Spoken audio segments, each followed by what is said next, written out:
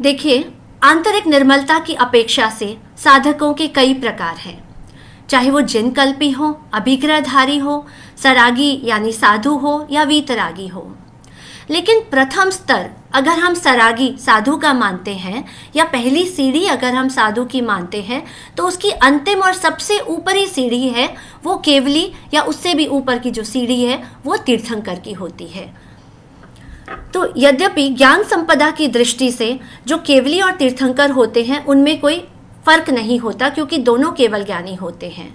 लेकिन तीर्थंकर पद अपने आप में बहुत ही महत्वपूर्ण होता है, बहुत ही विशिष्ट होता है।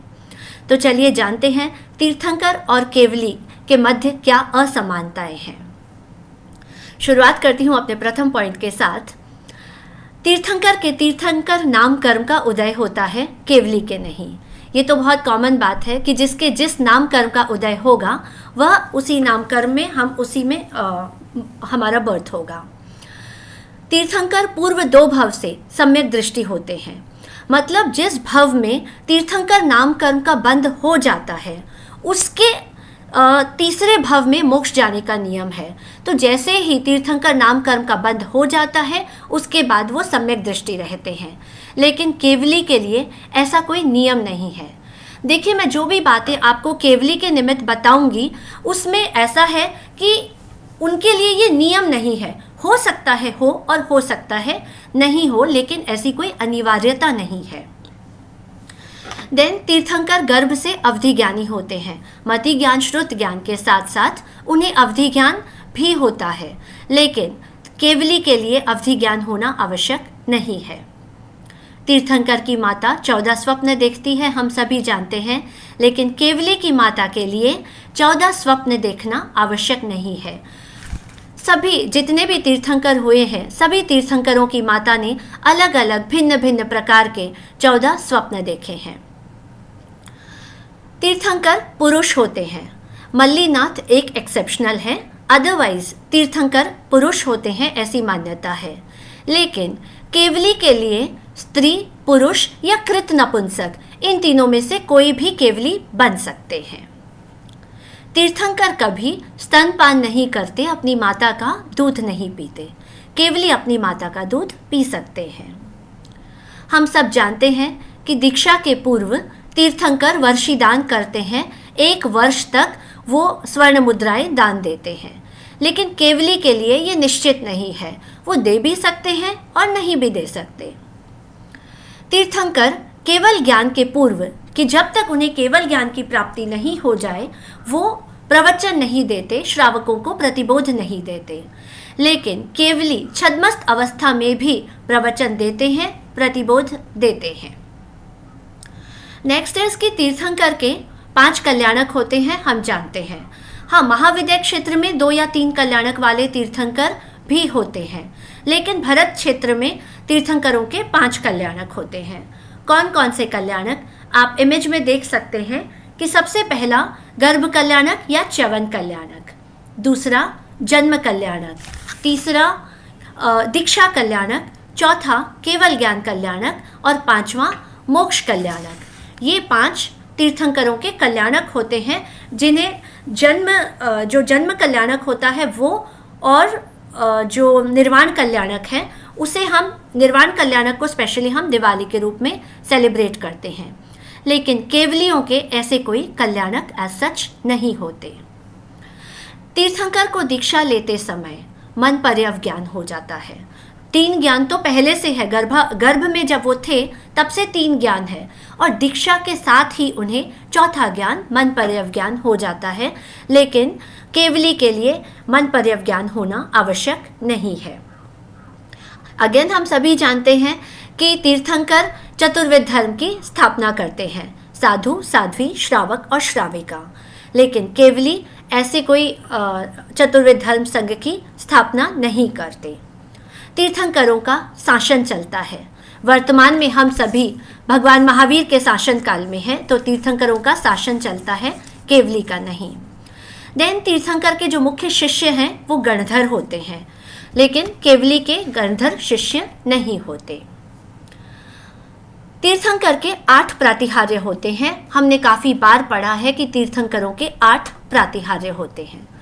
तो आज चलिए जानते हैं कि कौन कौन से होते हैं ये 8 प्रातिहार्य। तो जो सबसे पहला प्रातिहार्य है वो है अशोक वृक्ष। आप देखिए तीर्थंकर के साथ आपने बहुत बार इमेज देखी होगी, लेकिन हम ध्यान नहीं देते। आज के बाद जब भी हम इमेज देखेंगे हमें पता चल जाएगा कि तीर्थंकरों के कौन कौन से 8 प्रातिहार्य होते हैं। अशोक वृक्ष ये वनस्पति कायिक ना होकर पार्थिव और देव द्वारा रचित होते हैं। तीर्थंकर जिन जिन वृक्षों के नीचे दीक्षा लेते हैं वो ही उनका अशोक वृक्ष बन जाता है। सभी तीर्थंकर के वृक्ष अलग अलग होते हैं। यह वृक्ष सहिष्णुता का प्रतीक है। तो इन जो जितने 24 तीर्थंकरों के अलग अलग अशोक वृक्ष हैं उनके अलग अलग नाम है। उतने डिटेल में हम नहीं जाएंगे, लेकिन आप अगर तीर्थंकर चरित्र का स्वाध्याय करना चाहते हैं तो सभी 24 तीर्थंकरों के अलग अलग 24 जो अशोक वृक्ष हैं उन्हें अलग अलग नाम दिया गया है। सेकंड, सिंहासन। अब ये सिंहासन कौन सा सिंहासन? रत्नमयी 3 पीठिकाओं के ऊपर 4 सिंहासन होते हैं। इनमें एक पर तीर्थंकर विराजते हैं और 3 पर परमात्मा के प्रतिरूप रहते हैं। इस पर अगर आपने कभी ध्यान दिया होगा तो एक विकराल सिंह जैसी आकृति बनी हुई होती है। सिंहासन के ऊपर हम सभी ने कई बार देखा है, पर शायद बहुत ध्यान नहीं दिया होगा कि सिंहासन के ऊपर एक सहस्त्रदल कमल होता है जिसके 4 अंगुल ऊपर भगवान या तीर्थंकर विराजते हैं। तो सिंहासन उनका दूसरा प्रातिहार्य है। तीसरा प्रातिहार्य भामंडल। जो तीर्थंकर के पीछे आप देखिए येलो कलर का जो चक्र होता है वो भामंडल है।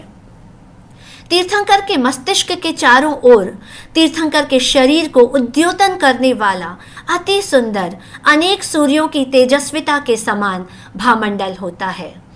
अब आप जब भी इस भामंडल को देखेंगे आपको पता चल जाएगा कि ये भी तीर्थंकरों के प्रातिहार्य में आता है। 3 छत्र। प्रभु के ऊपर ये 3 छत्र होते हैं जो 3 लोक की प्रभुता को दर्शाते हैं कि जो तीर्थंकर हैं वो तीनों लोकों के प्रभु हैं। देन चंवर। प्रभु के दोनों ओर देवों द्वारा 64 चंवर या कोई चमर भी कहते हैं ढोरे जाते हैं। तो ये भी प्रभु के प्रातिहार्य है। सुर पुष्प वृष्टि। दिव्य पुष्पों की जो वृष्टि होती है, अति सुगंधित, अति जो बहुत स्पेशल तरह के फूल होते हैं उनकी वृष्टि, वो सुर पुष्प वृष्टि होती है। देन देवदुन्दुभी। समुद्र के समान सागर वर गंभीरा, समस्त दिशाओं में व्याप्त 3 लोक के प्राणियों को शुभ समागम की सूचना देने वाली, तीर्थंकरों का जय घोष करने वाली होती है यह देव दुन्दुभी।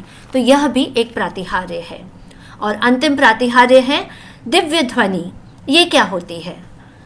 केवल ज्ञान के पश्चात प्रभु के मुख से एक विचित्र गर्जना रूपी अक्षरी ध्वनि निकलती है जिसे दिव्य ध्वनि कहते हैं। यह ध्वनि, इसकी यह विशेषता है कि यह ध्वनि तिर्यंश मनुष्य और देवों की भाषा के रूप में परिणत हो जाती है ताकि सभी जीवों को ये जो अक्षरी ध्वनि है वो समझ में आ जाए। लेकिन जो गणधर होते हैं उनकी अनुपस्थिति में यह वाणी नहीं खिलती है। प्रभु के मुंह से ये वाणी जब गणधर नहीं होते तब नहीं खिलती है। तो बहनों, ये थे 8 प्रातिहार्य जो सदैव तीर्थंकरों के साथ होते हैं। एक बार उन्हें तीर्थंकर पद की प्राप्ति हो जाए उसके बाद ये सारे प्रातिहार्य उनके साथ रहते हैं, लेकिन केवली के ये प्रातिहार्य नहीं होते। तो ये थे हमारे 8 प्रातिहार्य। नाउ तीर्थंकर के 34 अतिशय और 35 वचनातिशय होते हैं। ये भी जब हम वंदना देते हैं तीर्थंकरों को हम रोज पढ़ते हैं। क्या होते हैं ये अतिशय और वचनातिशय? देखिए, जैन जगत में तीर्थंकर सर्वश्रेष्ठ हैं क्योंकि वे अनंत शक्ति, अनंत दर्शन, अनंत चारित्र और अनंत ज्ञान उनके अंदर होता है। अनंत ज्ञान की संपदा होती है। उनका बाहरी व्यक्तित्व और भीतरी व्यक्तित्व की जो विरल विशिष्ट विशेषताएं होती हैं उन्हें प्रातिहार्य कहते हैं। इसका भी आप स्वाध्याय करना चाहे तो बुक्स में विस्तृत वर्णन दिया गया है कि ये 34 अतिशय कौन से होते हैं। तो अब जब आप अतिशय पढ़ेंगे तो अतिशय का अर्थ होता है तीर्थंकरों की जो विरल विशेषताएं होती है उसे अतिशय कहते हैं। एंड नाउ व्हाट इज वचनातिशय, कि उनकी जो वाणी की विरल विशेषताएं होती हैं। तीर्थंकरों की वाणी मेघ के समान गंभीर होती है, तटस्थ होती है। वो जो फरमाते हैं उसे अपने जीवन में उतारते हैं, उसके बाद वो फरमाते हैं। और तीर्थंकरों की वाणी कभी निष्फल नहीं होती। तो उनकी जो वाणी गुण होते हैं उन्हें वचनातिशय कहते हैं। तो ये जो 34 अतिशय और 35 वचनातिशय हैं वो तीर्थंकरों के होते हैं, केवलियों के नहीं होते। देन आप देखिए कि जो गुणस्थान होते हैं, हम 25 बोल में गुणस्थान पढ़ते हैं ना, तो तीर्थंकर भव में आप इस इमेज में देखिए कि तीर्थंकर भव में एक पहला गुणस्थान, दूसरा गुणस्थान, तीसरा, पांचवा और 11वां, इन गुणस्थानों का तीर्थंकर भव में स्पर्श भी नहीं होता है, टच भी नहीं होता। पहला, दूसरा, देखिए क्रॉस मार्क किया हुआ है, पहला, दूसरा, तीसरा, पांचवा और 11वें गुणस्थान का तीर्थंकर भव में स्पर्श नहीं होता। वेरएज आप दूसरी इमेज में देखिए कि केवली का 11वें को छोड़कर बाकी सभी गुणस्थान का केवली स्पर्श करते हैं। तो ये एक बहुत बड़ा डिफरेंस है, तीर्थंकर भव में जो कितने गुणस्थानों का स्पर्श होता है और केवली में 11वें को छोड़कर सभी गुणस्थानों का स्पर्श होता है। तो इस इमेज से आप क्लियर कर सकते हैं कि तीर्थंकरों द्वारा गुणस्थान का स्पर्श कौन कौन से में होता है और केवली द्वारा सिर्फ 11वें गुणस्थान का वो स्पर्श नहीं करते, बाकी सभी 13 गुणस्थान का स्पर्श वो करते हैं। देन तीर्थंकरों के केवली समुद्घात नहीं होता, केवली के होता है। तीर्थंकरों के पास पर्याप्त समय होता है, उन्हें समुद्घात की अपेक्षा नहीं होती।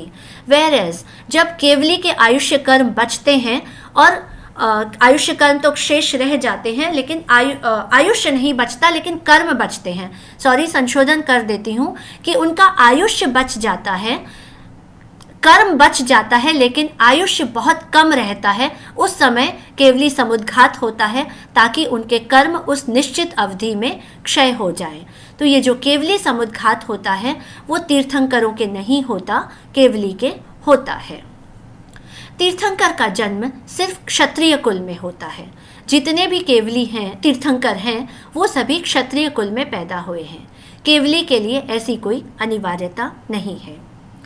तीर्थंकर 15 कर्म भूमि में हो सकते हैं, 5 भरत की, 5 एरावत की और 5 महाविदय की। ये जो 15 कर्म भूमियाँ हैं तीर्थंकर वहाँ हो सकते हैं, लेकिन केवली संघरण की अपेक्षा से संपूर्ण अढ़ाई द्वीप में हो सकते हैं। देन तीर्थंकर स्वयं दीक्षा लेते हैं। ये हम जानते हैं कि तीर्थंकर दूसरों से दीक्षा नहीं लेते, वेरएज केवली स्वयं भी दीक्षा ले सकते हैं और किसी गुरु से भी दीक्षा ले सकते हैं। तीर्थंकर तीसरे और चौथे आरे में ही होते हैं, वेरएज केवली चौथे आरे में जन्म लिए हुए 5वें आरे में भी केवली हो सकते हैं। ये भी एक मेजर डिफरेंस है। तीर्थंकर कम से कम 20 और ज़्यादा से ज़्यादा 170 हो सकते हैं। हमारे भरत क्षेत्र में नहीं, लेकिन महाविदय क्षेत्र में कम से कम 20 और ज़्यादा से ज़्यादा 170। लेकिन केवली आप देखिए, कम से कम केवली जो होते हैं वो 2 करोड़ होते हैं और ज़्यादा से ज़्यादा केवली 9 करोड़ की संख्या में हो सकते हैं।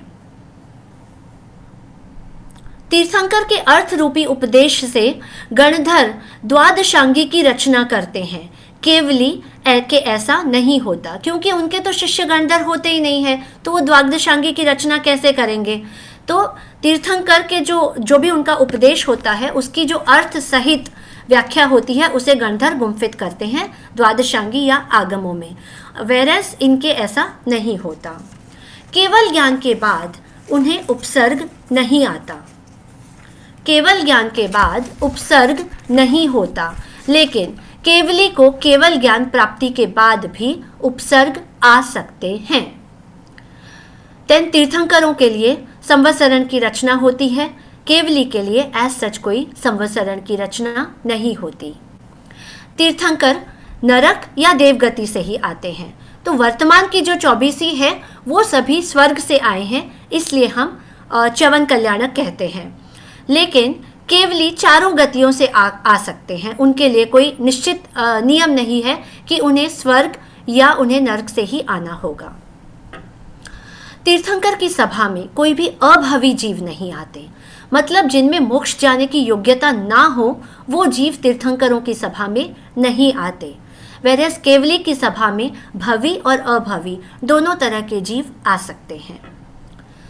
तीर्थंकर एक क्षेत्र में एक ही होते हैं, क्योंकि तीर्थंकर आपस में कभी मिलते ही नहीं है। अगर मिलेंगे नहीं तो वो एक क्षेत्र में एक ही होंगे, क्योंकि अगर एक से ज़्यादा होंगे तो डेफिनेटली उनका मिलन होगा। तो तीर्थंकर एक क्षेत्र में एक ही होते हैं, केवली अनेक हो सकते हैं। तीर्थंकर आपस में मिलते नहीं हैं और केवली आपस में मिल सकते हैं, नहीं भी मिल सकते हैं, ऐसा कोई निश्चित नियम नहीं है। तो इस प्रकार ये कुछ बातें थी जो तीर्थंकर और केवली के बीच में डिफरेंसेस बताती है, या असमानताएं जो है हम जान सकते हैं कि केवली और तीर्थंकर के बीच में क्या क्या डिफरेंसेस हैं। इसके अतिरिक्त भी काफ़ी सारे हो सकते हैं। ये जो बेसिक डिफरेंस है जो हर श्रावक के लिए जानना अनिवार्य हो सकता है, तो वो आज दीपोत्सव के अवसर पर या प्रकाशोत्सव के अवसर पर मैंने बताने का प्रयास किया है कि कैसे तीर्थंकर केवली से भिन्न होते हैं, कौन कौन सी असमानताएं उनमें होती हैं।